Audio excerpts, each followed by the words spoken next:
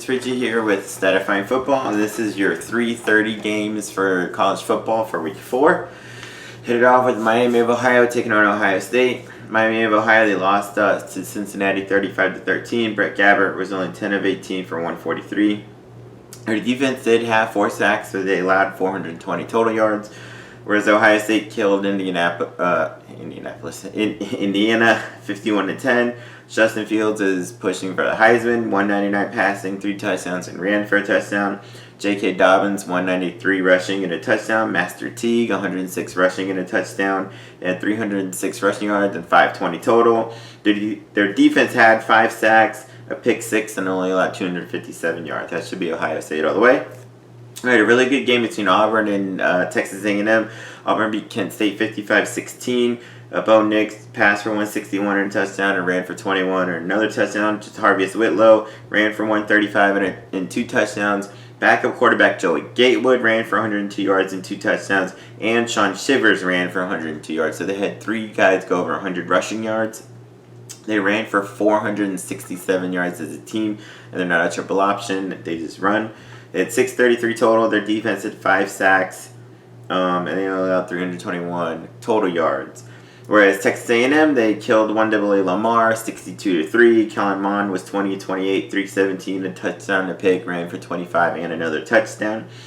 Running back Isaiah Spiller was filling in at running back for the starter. Ran for 116 and 2 touchdowns. They ran for 223 as a team.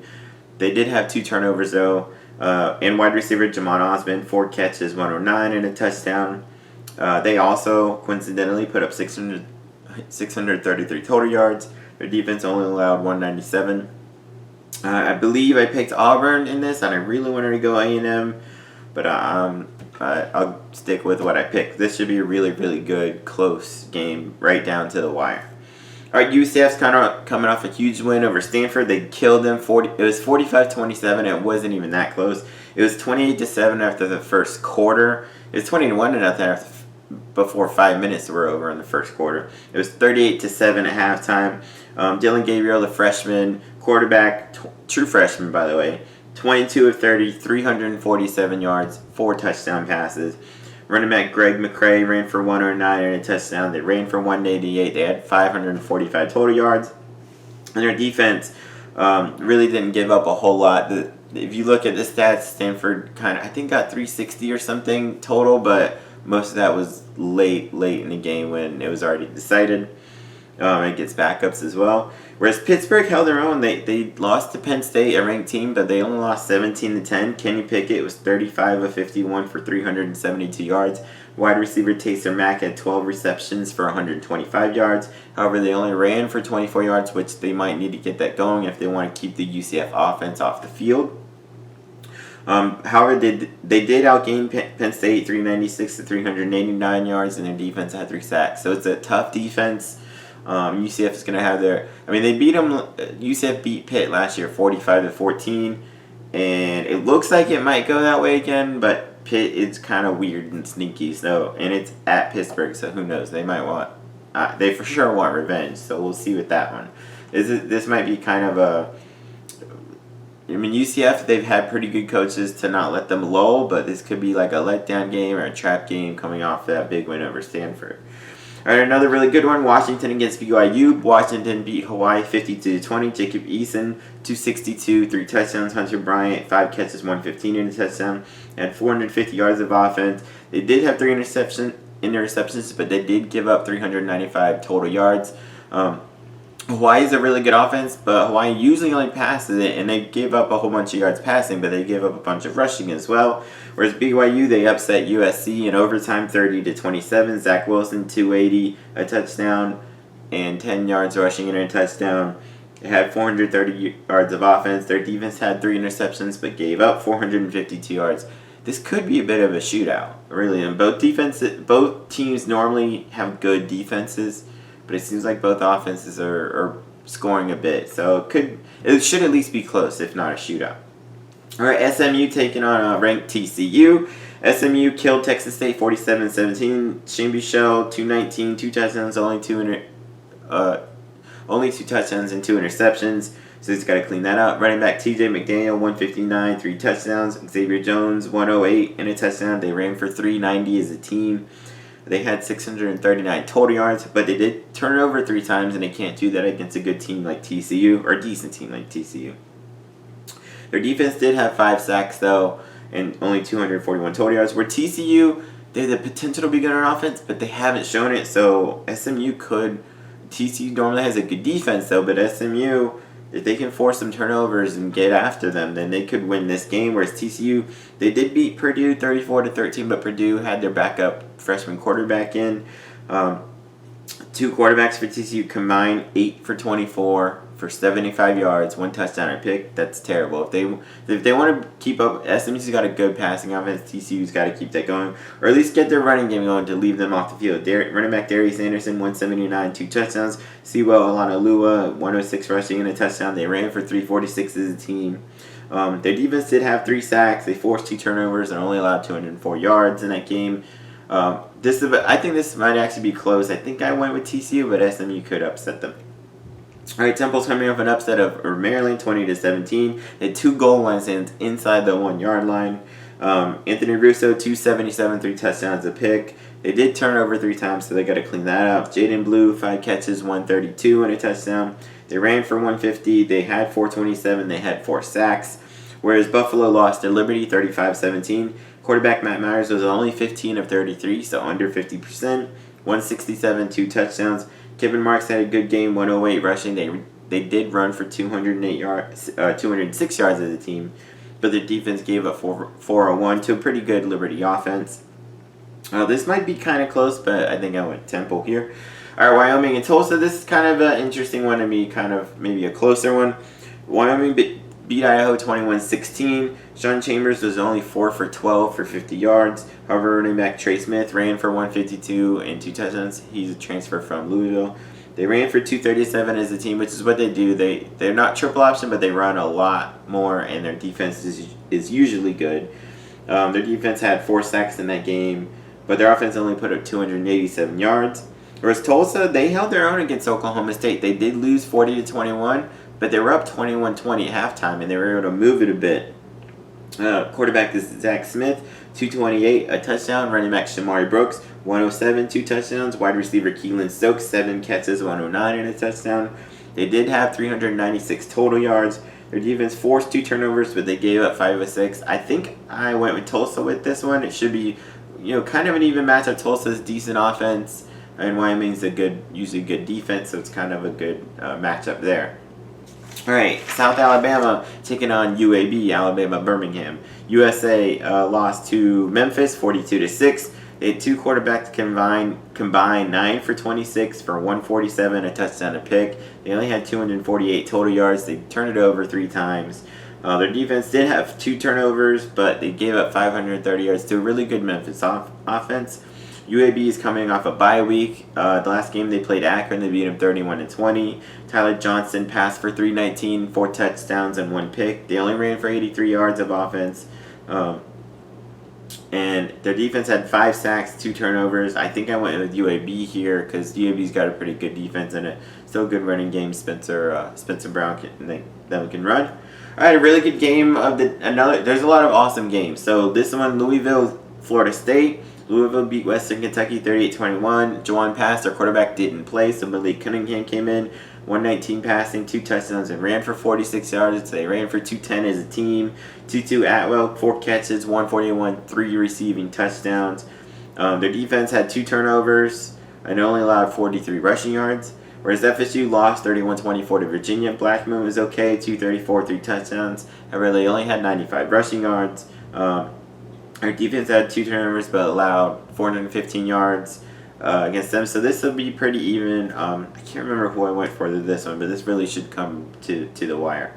Appalachian State, North Carolina. I believe I picked an upset here. I think North Carolina says they're ranked by 3. Yeah, and it's at home too. So a lot of people know Appalachian State's really good. They're coming up a bye. The week before they beat Charlotte 56-41. Zach Thomas, quarterback, 182, 3 touchdowns. Darrington Evans went off for 234 rushing yards, 3 touchdowns. They ran for 276. They had 458. Their defense had 4 sacks, 2 turnovers, a blocked punt return for a touchdown, and an onside kick return for a touchdown. But they did allow 526 yards to a decent Charlotte team. I feel like is going to surprise people this year. North Carolina, they lost 24-18 to Wake Forest. They were down 21-3, I think, at halftime. Kind of a controversial ending there, but they probably would have still lost anyway. If they would have won, it would have been like a miracle, a Hail Mary kind of situation. Quarterback Sam Howell, he's doing pretty well as a true freshman, though. 182, 2 touchdowns. They did run for 144. Their defense gave up 222 rushing yards. And Appalachian State likes to run. They're not triple option per se, but they like to run. I think this will be a really interesting non-conference game, and North Carolina better. Seriously, watch out. All right, Central Michigan taking on Miami. Central Michigan beat Akron 45-24. Their quarterback was David Moore, who was a transfer from Memphis. He passed for 316, 3 touchdowns. Running back Kobe Lewis ran for 146 and 3 touchdowns. Wide receiver Khalil Pimpleton had 7 catches, 116 and a touchdown. They put up 533 on offense. Their defense had 7 sacks. I need to bring up both hands for that one. 7 sacks, 2 turnovers, and only allowed 40 rushing yards. Whereas Miami finally got a win in. They beat Bethune-Cookman 63-0. All their people played. Everybody played. Jaron Williams, 254 passing, 3 touchdowns. DJ Dallas, 108, 3 touchdowns. They ran for 257. They had 590. Their defense had 3 sacks and only allowed 137 yards. And I think Miami should win this one. Central Michigan's showing a little better on offense this year, but I think Miami should have a problem. All right, a couple really good SEC matchups. The first one being Kentucky and Mississippi State. Kentucky lost a heartbreaker to Florida, 29-21. They were up 21-10 in the fourth quarter. Sawyer Smith, the running quarterback, filling in for Terry Wilson. 267 passing, 2 touchdowns, but threw 3 interceptions. They had 407 yards, but they had 4 turnovers. Their defense allowed 438, but did have 2 turnovers there. Whereas Mississippi State lost 31-24 to Kansas State in a back-and-forth affair. It was a really good game. 2 quarterbacks from Mississippi State combined for 11 for 27, 151, 1 touchdown, 1 pick. Running back Kylan Hill ran for 111 yards. They did run for 201 rushing yards. They had 3 turnovers. However, their defense only allowed 269, and they forced 2 turnovers, and the difference pretty much in this game was special teams. Kansas State had a kick return for a touchdown, and that was the margin, 7 points. Whereas South Carolina's taking on Missouri. South Carolina held their own against Bama for like the first quarter, but they lost 47-23. However, true freshman Ryan Helinski put up some good numbers, 324, 2 touchdowns a pick. Rico Dowdle ran for 102 yards. They ran for 135. Against Bama's normally stout defense, so they can get a running game going. And they did put up 459 yards of offense against that normally good Bama defense. So who knows what they'll do against Missouri. They only had 2 turnovers. Their defense did allow 571, but only allowed 76 rushing yards, but that was kind of more because Tua Tagovailoa is Tua Tagovailoa. Whereas Missouri beat East Missouri State at 1AA team 50-0. Kelly Bryant, 15 of 20, 225, 1 touchdown, 1 pick. Larry Roundtree ran for 142 and 2 touchdowns. They ran for 259. They had 501 yards of offense. Jalen Knox only had 2 catches, but 104 yards. So big plays there. Defense had 3 sacks, a pick 6, a punt return for a touchdown, and only allowed 94 yards. I expect this to be a pretty close game, possibly high scoring, maybe in the 30s, but at least pretty close. Another possible shootout here, West Virginia taking on Kansas. Who would have thought get Kansas? West Virginia's coming off a nice win against North Carolina State, 44-27. Austin Kendall, 272, 3 touchdowns a pick. Sam James, 9 catches, 155 and a touchdown. They had 445 yards of offensive defense, had 3 sacks, but did give up 369 yards to a pretty decent NC State offense. Whereas Kansas came out of nowhere and killed Boston College. It was close at halftime, but then they ran away with it, very literally and figuratively speaking, as they beat them 48-24. They had two running backs go over 100 yards. Khalil Herbert, 187 and a touchdown. Puka Williams Jr., 121 and a touchdown. They ran for 329. Their quarterback, Carter Stanley, threw for 238, 3 touchdowns and a pick. Their wide receiver, Andrew Parchment, 8 catches, 100 yards, 2 touchdowns. They put up 567 yards of offense. It was their first win at a Power 5 school since 2008. The defense did allow 228 rushing yards and 447 total yards. So both teams seem like they could probably move it up a little bit, and this could be a pretty exciting game. All right, going on to the rivalry in New Mexico. I'm not sure what they call it, but y'all let me know in the comments. Any New Mexico or New Mexico State fans out there? New Mexico State taking on New Mexico, and New Mexico State lost 31-10 to San Diego State. Josh Atkins, he put up some decent numbers, 299 passing, a touchdown, but 2 interceptions. They only ran for 30 yards as a team. They did have 4 turnovers in the game. Their defense allowed 281 rushing yards, and they allowed 2 100-yard rushers to San Diego State. New Mexico also got pummeled to Notre Dame, 66-14. They had 3 quarterbacks combined for 10 for 29. 151 yards and threw 3 interceptions between them. They did run for 212 as a team. They did put up 363 against a decent Notre Dame team. However, they turned it over 4 times as well. And their defense allowed 591 and 434 passing, which I emphasize that a little because New Mexico State, they do like to pass it quite a bit. There's shades of air raid offense, Mike Leach kind of stuff. So this might be kind of a close game, and they're not great teams. I think I ended up going to New Mexico with this one or something, but it could be an interesting one there. All right, 1AA Hampton taking on Liberty. Liberty finally won a game this year, 35-17 over Buffalo. Stephen Calvert, 23-30, 325, 4 touchdowns. Antonio Gandy Golden, 8 catches, 174 yards, and 2 touchdowns. Keep in mind for that name, Antonio Gandy Golden. He will be good in the NFL. The defense had 3 sacks, but they did give up 373 yards, but Liberty should win this. Another 1AA, William and Mary taking on East Carolina, the ECU Pirates. They did lose 42-10 in Navy. Holden Nailers was not great, 11 of 23, 138, one interception, and then ran for 36 yards and a touchdown. They did run for, no they didn't. They only had 222 total yards. They had 2 turnovers. Their defense allowed 315 rushing yards, which is what Navy does. They're triple option team.